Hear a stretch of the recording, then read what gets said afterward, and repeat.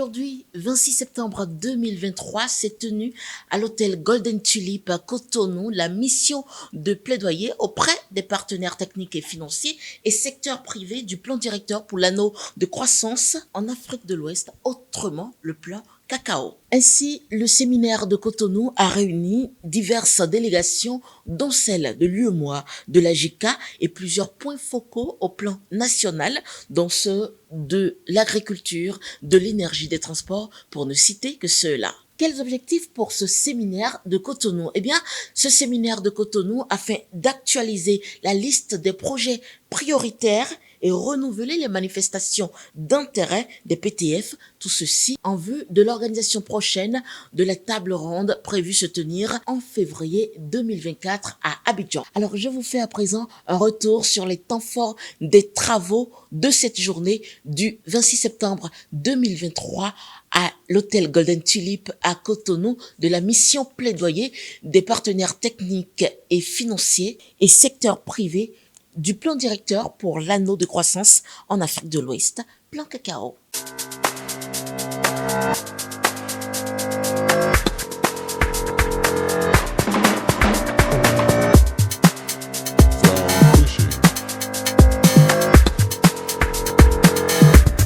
Cacao, c'est un important projet qui est le fruit de la coopération entre l'Agence japonaise de coopération internationale JICA et la commission de l'UEMOA. Après 4 années de mise en œuvre, le projet du plan directeur du cacao amorce aujourd'hui une phase cruciale, à savoir la recherche de la mobilisation des ressources pour son financement. Le projet cacao porte sur le développement des secteurs économiques et des infrastructures des corridors prioritaires couvrant le Burkina Faso, la Côte d'Ivoire, le Ghana, le Togo et le Bénin. Il a pour objectif de proposer un schéma équilibré de développement économique entre les régions des pays concernés par le projet afin de promouvoir la croissance économique en Afrique de l'Ouest. Il me plaît de nous rappeler que ces assises constituent une opportunité pour notre pays d'échanger avec les délégations de la Commission de l'UEMOA, de la JICA, de la Banque ouest africaine de développement et les différents partenaires techniques et financiers ici présents sur le financement des projets du Bénin inscrits au plan directeur cacao. Dans ce cadre, je voudrais insister sur 3 particularités. La première est l'importance de l'approche régionale et intégrée dans la planification et la mise en œuvre des projets. La deuxième est que le projet cacao vise à développer simultanément différents secteurs comme les infrastructures, l'industrie, l'agriculture, la pêche, le commerce, les TIC, etc. C'est une approche qui a été utilisée dans de nombreuses régions et pays d'Asie avec des résultats positifs. La troisième concerne le rôle fondamental du secteur privé dans la réalisation du développement d'un pays. Comment est-ce que le plan directeur a été élaboré? Il faut dire que ça a été réalisé en plusieurs étapes, essentiellement 3 étapes. La première étape, d'abord, c'est la première phase, c'est la phase d'analyse de l'existant. Après cela, il est constaté qu'en réalité, l'économie de nos pays sont essentiellement soutenues par les ressources minières et l'agriculture. Deuxième constat, c'est que nous avons des marchés de petite taille, comparativement à ce qui se passe. Troisième chose, on a constaté que la liaison entre les zones côtières et les zones intérieures et les pays de l'Interland, la liaison est très faible. Troisième constat qu'on a fait, c'est qu'on a remarqué qu'en réalité, les États de notre espace échangent très peu entre eux. Quatrièmement, on a remarqué que tout ce qui est politique de développement n'est pas en cohérence avec les besoins réels des populations.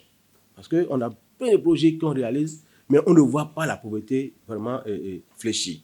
En plus, on a remarqué que le coût du transport est très, très élevé. Et au finish, on se rend compte qu'il y a beaucoup de barrières tarifaires et non tarifaires qui plombent les échanges commerciaux dans notre espace. Et enfin, on se rend compte que le transport lui-même, en tant qu'opération de transport, est très peu performant. Il convient ici quand même de rappeler la démarche, comment nous avons retenu les projets hautement prioritaires du Bénin. C'est vrai, le directeur des transports de la commission de l'UEMOA a eu à le rappeler que le Bénin a eu à prendre le train en marche. Mais malgré cela, nous avons adopté une approche participative et inclusive. Et il faut reconnaître aussi qu'à plus de 90% quand même, la liste des experts du Bénin est une liste stabilisée et qui nous permet quand même de faire un meilleur suivi de l'état d'avancement des projets. La table ronde telle qu'elle sera présentée aujourd'hui crée une situation de concurrence d'abord entre les États, c'est-à-dire que les partenaires techniques et financiers vont aller dans une analyse de tous les projets et c'est forcément ceux des pays qui seront le plus attractifs et les mieux présentés qui auront l'intérêt de ces partenaires techniques et financiers. Donc la petite recommandation en ma qualité d'expert sur la question de la mobilisation des PTF et des ressources, c'est d'abord que chaque pays se mettant donc dans le cadre de cette table ronde se trouve en situation de concurrence d'abord au niveau des projets et ensuite entre les différents pays. Et qu'il faut donc qu'une présentation pays soit la plus succincte et la plus attractive, c'est-à-dire l'environnement institutionnel de la contractualisation des marchés publics ou des partenariats publics et privés doit être décliné. C'est-à-dire qu'il faut que l'investisseur, au-delà de la présentation technique des projets, puisse savoir dans le pays concerné quelle est la dernière actualisation en matière de contractualisation pour ce type de marché.